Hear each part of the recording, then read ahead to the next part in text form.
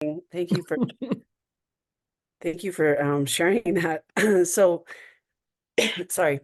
So thanks so much for being here. I'm Janelle Johnson. I am a professor of STEM education in the Department of Teacher Education at Metropolitan State University of Denver in the United States. And so I'll be sharing some work that we did with some federal funding. And the title of the grant was a community-based approach to engaging students and teachers in effective STEM education. So this is what I'll be sharing with you today, an overview of the grant's structure and logistics for some background, the focus of our work with teachers, our work with providers of professional development, and then I'll share the logic model that we developed over the course of the grant as one of our findings. And then I also have some, hopefully it'll be a little bit short, and have some materials I'd love to share with you if there's anything of interest. So first of all, Multi-STEM was a multidisciplinary STEM grant funded by National Science Foundation under their Innovative Technology Experiences for Students and Teachers grant that we ran from 2016 through 2021, pandemic.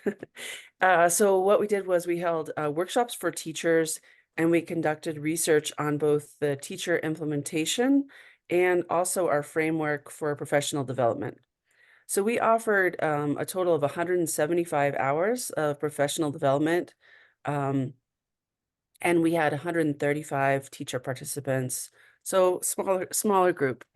Um, what we did was Earth System science-based learning activities utilizing GLOBE, if you're familiar with that.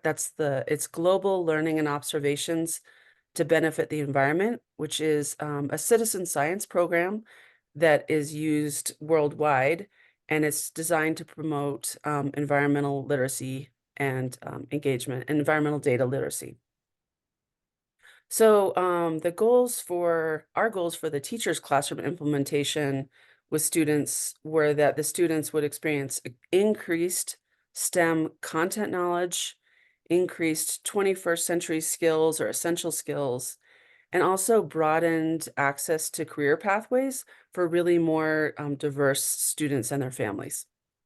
So we utilized a community-based approach in this work, and this was a concept that certainly evolved over the course of the grant and really kind of became multi-leveled. So we might be able to talk about that later on.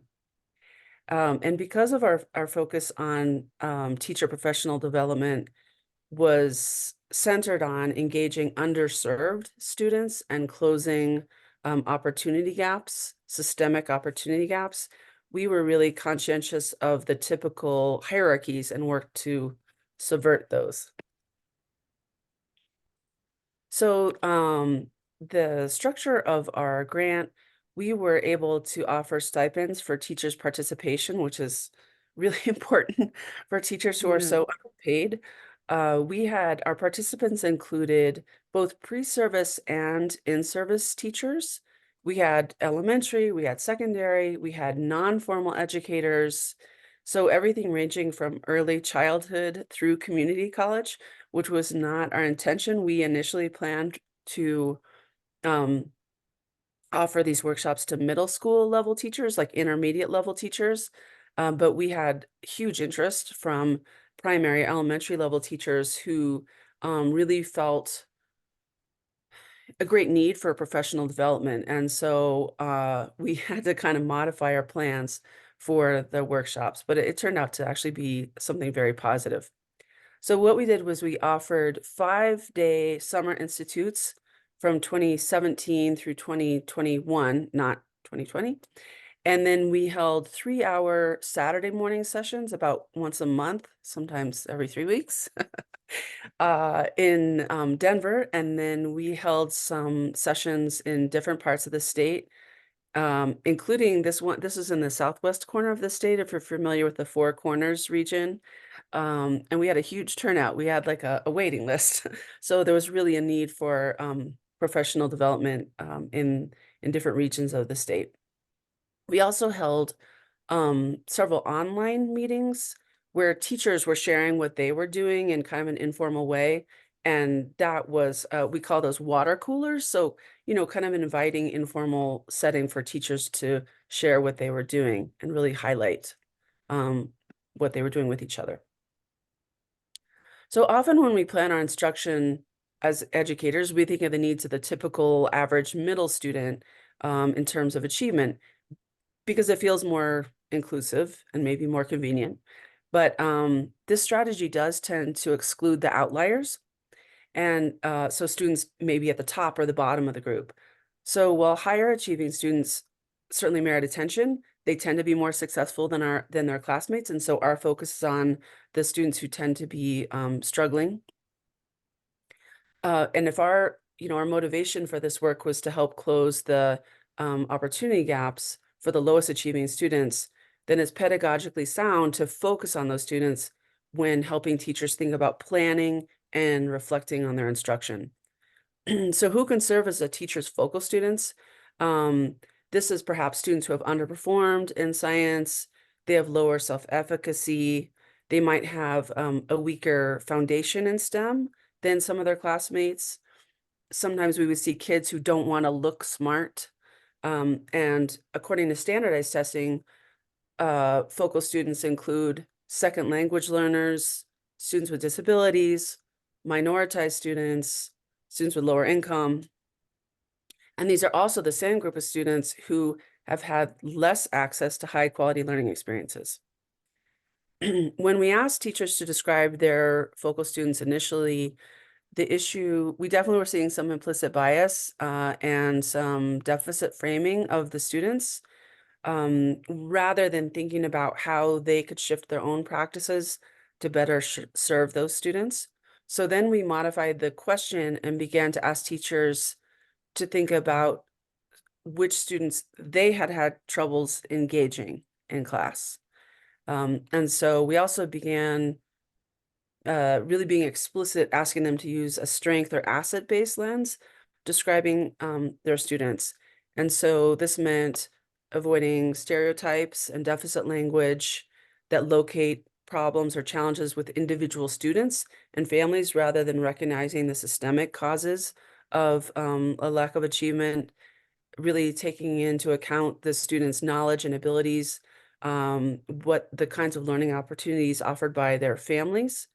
If we're thinking about funds of knowledge, it means seeing students as whole people rather than just students in classrooms, really facilitating the engagement in developing relationships with students and tapping into relevance when they're planning instruction.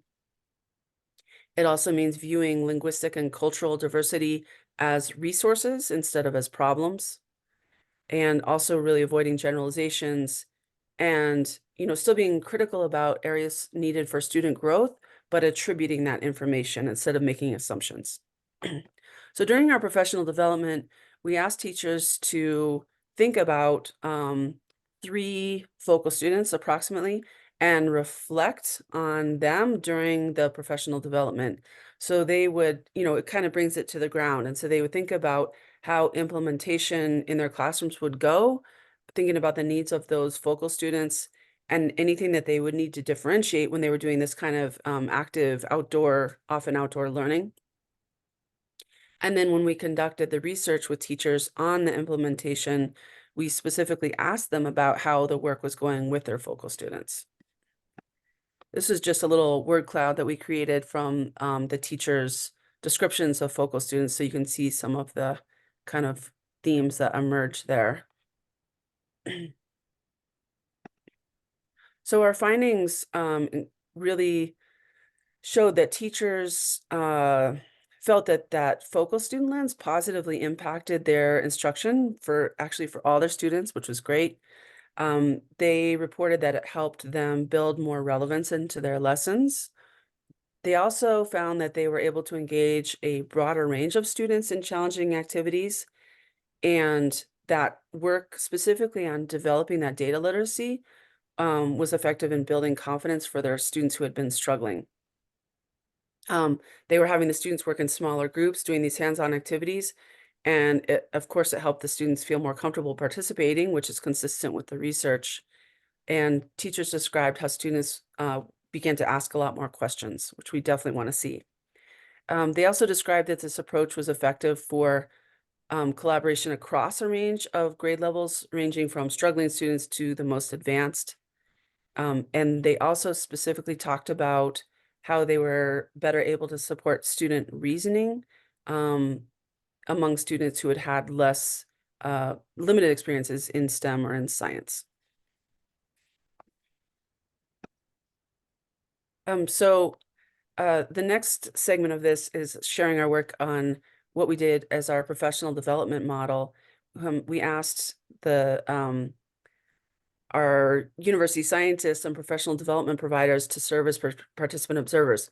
So I've got some text-heavy slides. I apologize in advance, but and I'll share this info. I wanted to make sure you have this information, and I'll give you these materials at the end if it's anything of use. So I am actually going to read these to you as you read along.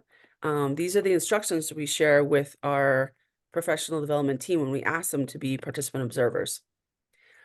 And this is based on our research. So many teachers see expertise as something held by others, and much of the professional development they experience reinforces that notion, right? It's top down. So we aim to be a more transformative community, and we recognize each person's funds of knowledge and learn from each other. So that's that community piece I was talking about. Many teachers do not often feel valued for their work and have varying levels of self-efficacy themselves. The first summer institute we held, we asked teachers to introduce themselves with an area of expertise, and they either couldn't or wouldn't do it. And that really struck Mm, us that this is something we need to address, if we're expecting different outcomes from professional development. And this really arose because in conversations with the Globe community that was offering professional development, they were often frustrated that when they offered these teacher workshops, the outcomes didn't go as expected, right? The teachers weren't implementing things or were struggling, and what I was observing was really a lack of understanding on the part of the professional developers about where those challenges might be coming from, right? And so we really need to learn from the teachers themselves. So the workshops, we were trying to help them not only increase their content knowledge and be inclusive of learners who have less exposure to STEM, but really embed inclusive STEM pedagogies. So we were using locally relevant problem-based learning, PBL. I know some of you later are talking about this. Really recognizing and drawing upon students' funds of knowledge. This is especially for students from marginalized communities. Uh, Making broad career pathways explicit, meaning not just college-bound students. A lot of um, students don't anticipate going to college, and so if that's the only attraction for them, they kind of self-select out. We know math is a major gatekeeper in STEM pathways, so we asked to help teachers really highlight the math practices that were embedded in the work and develop data literacy, meaningful hands-on STEM work, developing safe spaces for learning. We know that failure is important. We have to help students not be afraid of failure. Lots and lots and lots of formative assessment, use of technology that facilitates learning, and then an engineering component that really contributes to the problem-solving piece of the work. And again, this is the information we share directly with professional developers that we're like running our sessions, right? So we say at the beginning of each session, we will ask teachers to think of the focal students who have struggled. Then we ask teachers to focus as they cut. We use Padlet as our platform, and I'll share those with you if you're interested. And then so we're asking them to help the teachers focus on those focal students. So this is what we ask our professional developers. Please engage with the teachers during all the sessions. Don't sit at the back room on your email, right? Be a learner from the teachers. So we say, wear dual hats of coach and observer. Try to collect data on how they were responding to the sessions and workshops, what seems helpful, what they are struggling with. When we were having our meetings with students, with teachers, um, and I don't know what the context is where you are, but where we are, a lot of schools, um, there's not money for substitutes. There's not enough substitute teachers. So the teachers can't attend any professional development. That's why we scheduled our sessions on Saturday morning. That's like what the teachers told us when they could attend. And the kinds of issues they were facing with the standards that they were teaching with, or their planning time, the kinds of access to resources, that kind of thing. And so learn from the teachers, ask them what's going on, learn from them, try to help them develop greater confidence doing this work in their own setting. That's such a big issue. And then so we asked the participant observers to collect their own observations, both for us, this was our data for our project, but then also to shape their own professional development in the future. So we would run a session all day and then we debrief at the end, and we shared what we heard. So these participant observers were embedded with these small groups of teachers doing the hands-on workshops and really being learners from them. And so we asked them to collect data on maybe things that did not go well. How did they structure the groups? Um, and make those observations. And then we really put our heads together at the end and reflected on what we were hearing and learning from the teachers. So then we asked them when they go back to their own setting to document what kind of professional development did they offer, grade levels, numbers, and then learn from the teachers, asking them what they're able to implement. What are they saying with their focal students?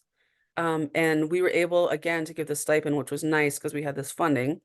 And this was important not just for the data collection for the research, but to really elevate the position of the teachers. And, we're showing them that what they're doing is important and recognizing their professional knowledge, which they don't often get. And so we're very mindful about repositioning the teachers as knowledgeable experts, so that they can develop that greater voice. They really need it to advocate for schools and for the profession in general. In the U.S., public schools are really under direct attack. So our findings were that professional developers responded very positively to this approach overall in their own professional development. They talked about requiring trainers to withhold telling the teachers answers and that they were getting better teacher learning outcomes. They also talked about doing more professional development at the elementary or primary level, which is an important shift because we need to really build that stronger foundation early. They talked also about better understanding how to help the teachers that they were working with work with focal students, thinking about different learning styles, especially for students who are less excited about science. They also kind of broaden their work to support more collaboration between teachers of different disciplines, which we definitely like to see. They also were talking about utilizing more problem-based learning to give more purpose to the learning and more relevance, really connecting students with real-world issues around them. And they also like the use of Padlet, which if you're not familiar with that, it's kind of a nice platform. And so they were using that for ongoing communication with their teachers. And they also found it really felt like a safe space, especially for teachers who are working in more marginalized contexts. So I was talking about hierarchies. So if we think about the traditional hierarchy, higher ed, definitely like secondary and then primary, elementary, and then the students, right?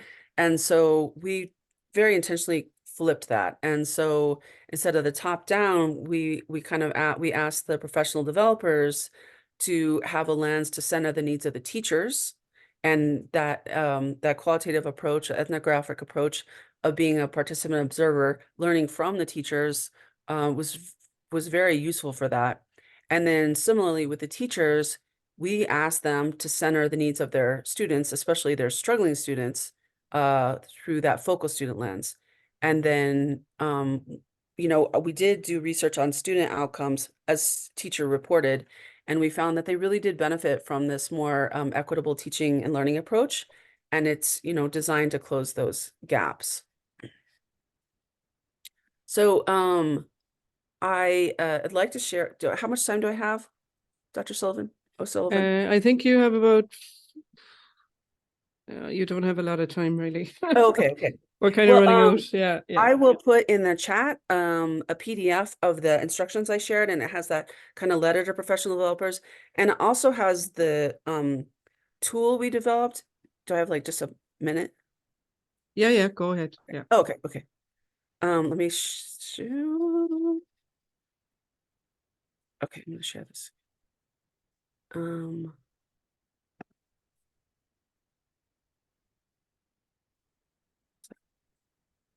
Oh, that's small.